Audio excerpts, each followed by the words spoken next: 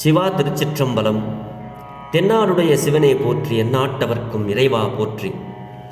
நமச்சிவாய வாழ்க, நாதன் தாள் வாழ்க, இமைப்பொழுதும் என் நெஞ்சில் நீங்காதான் தாள் வாழ்க. ஈர்த்து என்னை ஆட்கொண்ட எந்தை பெருமான் நம் பெருமான் சிவபெருமான் திருவடிகளை மனமொழி மெய்களாலே வணங்கி, எம் பெருமக்கள் நாயன்மார்களுடைய பொன்னார் திருவடிகளை இதய கமலத்தில் வைத்து போற்றிக் கொண்டு, எனது அருட்குருநாதர் திருமுறை பன்னிசை மாமணி வே சுந்தரமூர்த்தி தேசிகரையாவுடைய திருவடிகளை நீல நினைந்து, திருமுறை செந்நெறிக்குள் என்னை ஆற்றுப்படுத்திய சிங்கை வாழ் அடியார் பெருமக்களது திருவடிகளை வணங்கிக் கொண்டு, பெரும்பற்ற புலியூரானை பேசாத நாள் எல்லாம் பிறவாத நாளே என்ற அருட்சிந்தனையில் இன்றைய தினம் நாம் சிந்திக்க இருப்பது அருள் தரும் திருஞான சம்பந்த பெருமானார் திருவடி போற்றி. திருஞான சம்பந்த பெருமானார் திருவாய் மலர்ந்தருடைய முதல் தமிழ் வேதம் திருக்கடை காப்பு. இதில் திரு பாச்சிலாச்சிராமம் என்ற பதியில் அருளிய ஒரு பாடலை சிந்திப்பதற்கு சிவபெருமான் இன்று நமக்கு திருவருள் அருளியிருக்கிறார். தெரிந்தளவில் இதை நாம் பெரும்பற்ற புலியூரானை சிந்திப்போமாக. காழிப்பிள்ளையார் திரு அன்பிலாந்துறை, திருமாந்துறை முதலிய தலங்களை எல்லாம் வணங்கி சிவபெருமானை வழிபட்டு கொண்டு திரு பாச்சிலாச்சிராமத்திற்கு எழுந்து அருளினார்கள். இந்த தலம் மழநாட்டை சார்ந்தது. அந்த நாட்டு மன்னன் கொல்லிமழவன் என்பவன். அவன் மகளுக்கு முயலகன் என்னும் நோய் இருந்தது. முயலகன் என்னும் நோய் இருந்தது. அது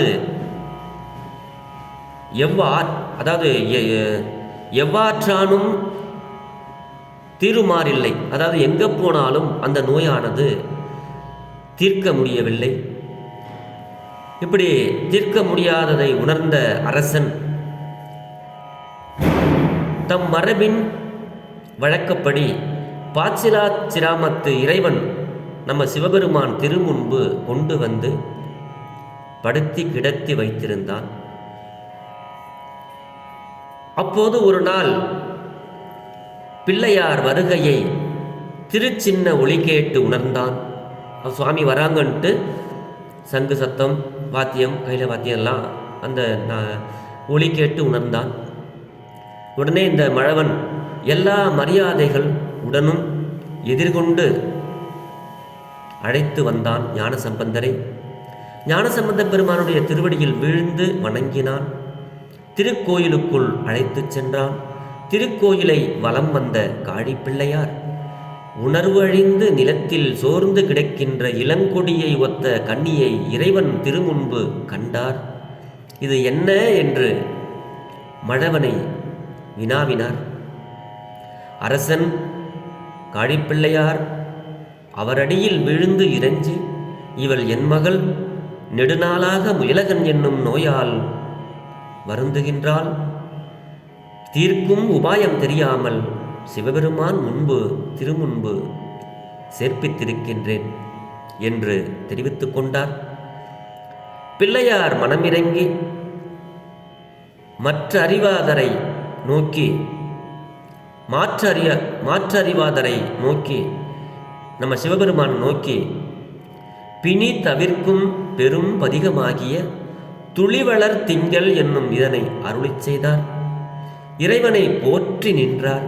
மழவன் மகள் நோய் பிணி நீங்கி எழுந்து தந்தையின் பக்கம் சார்ந்தால் எல்லாரும் பிள்ளையார் பெருங்கருணைக்கு பெருமான் திருவருளுக்கும் இலக்கானார்கள். சுவாமிகள் சில நாள் அங்கு எழுந்தருளியிருந்து அதன் பிறகு திரு பைஞ்சலியை அடைந்தார்கள். இந்த பதிகம்தான் துளிவளர் திங்கள் என்னும் பதிகம். அப்படி இதன் பண் தக்க ராகம் காம்போதி, தாளம் ஆதி. இந்த பாடலில் சுவாமி நமக்கு என்ன கருத்தை அருளுகிறார் அப்படின்னு சிந்திப்போம். திருச்சிற்றம்பலம். துணி வளர்த்திங்கள் துளங்கி விளங்க, துணி வளர்த்திங்கள் துளங்கி விளங்க, சுடர் சடை சுற்றி முடித்து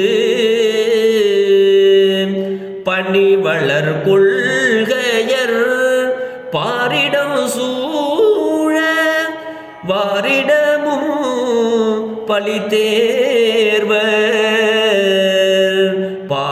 வாரிடமும் பலி தேர்வர், அணிவளர் கோலமெல்லாம் செய்து பாச்சிலாச்சிராமத்து உரைகின்ற மணிவளர் கண்டரோ, மணிவளர் கண்டரோ, மங்கையை வாட மயல் செய்வதோ இவர் மாண்பே, மயல் செய்வதோ இவர் மாண்பே.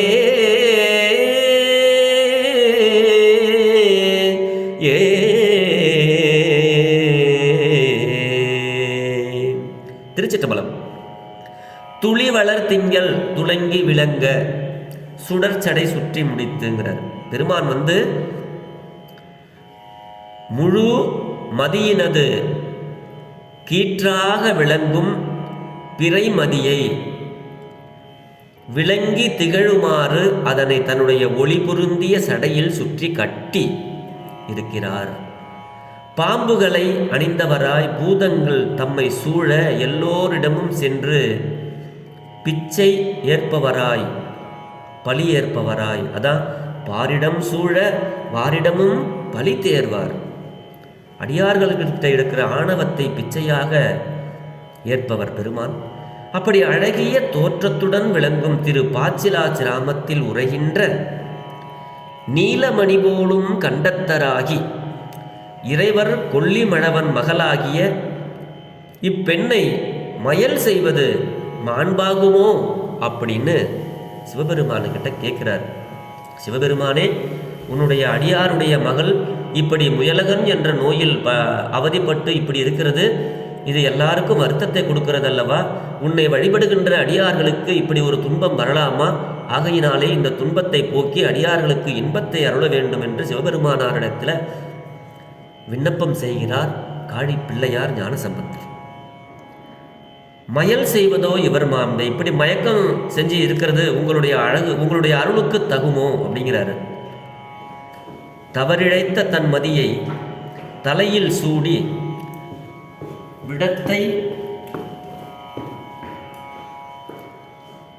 சூடி விடத்தை அமுது செய்த பெருமானே, இவள் வாட, அதாவது மயங்குவது என்கிறார். துணி அப்படின்னா கீறு,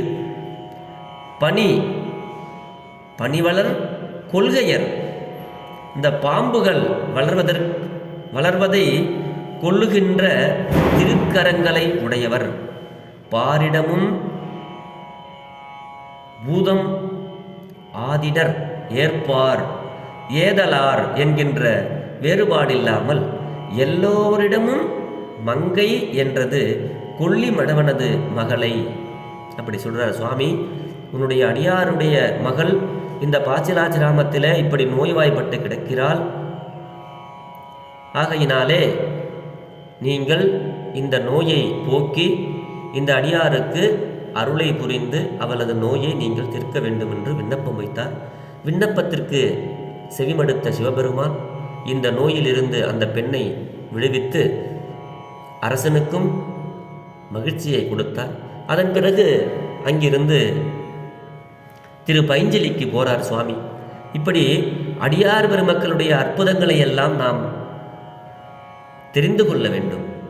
ஞானசம்பந்த பெருமானுடைய பதிகங்களை படித்து அந்த பதிகத்தில் பெருமான் எந்தெந்த ஊரில் என்னென்ன அற்புதங்கள் நிகழ்த்தியிருக்கிறார், அடியார் பெருமக்களுக்கு வருகின்ற துன்பத்தை போக்குவதற்காகவே அடியார்கள் நாயன்மார்கள் நம்மளுக்கு திரு அவதாரம் செய்திருக்கிறார்கள். நமக்கு நல்வழிப்படுத்துவதற்காகவே சிவபெருமான் அடியார் பெருமக்களை நமக்கு இந்த மண்ணுலகிற்கு அனுப்பி நம்மளுக்கு இப்படி ஒரு அற்புதங்களை நாம் தெரிந்து கொள்ளும் வகையில் நமக்கு அருள் செய்திருக்கிறார். ஆகவே அன்பர் பெருமக்களே, தேவாரம், திருவாசகம், 12 திருமுறை நூல்களுக்கு பொருள் உணர்ந்து நாம் சிவபெருமானாரிடத்தில் பதிகத்தை பாடி பயன் பெற்று நல்வாழ்வு வாழ்வோம் என்று சொல்லி பெரும்பற்ற புலியூரானை பேசாத நாளெல்லாம் பிறவா நாளே என்ற அருட்சிந்தனையை நிறைவு செய்கிறேன். ஜெர்மனியில் இருந்து சிவபாலா. குறைவிலாத உயிர்கள் வாழ்க, நான்மறை அறங்கள் ஓங்க, நற்றமும் வேள்வி மல்க, மேன்மைகள் சைவ நீதி விளங்குக உலகமெல்லாம், இன்பமே என்னாலும் துன்பமில்லை, ஆளவாய் சிவனடியே சிந்திக்கப் பெற்றேன் நானே, ஆழ்க தீயதெல்லாம் அரண்நாமமே சூழ்க, வையகமும் துயர் தீர்கவே. சிவா. திருச்சிற்றம்பலம்.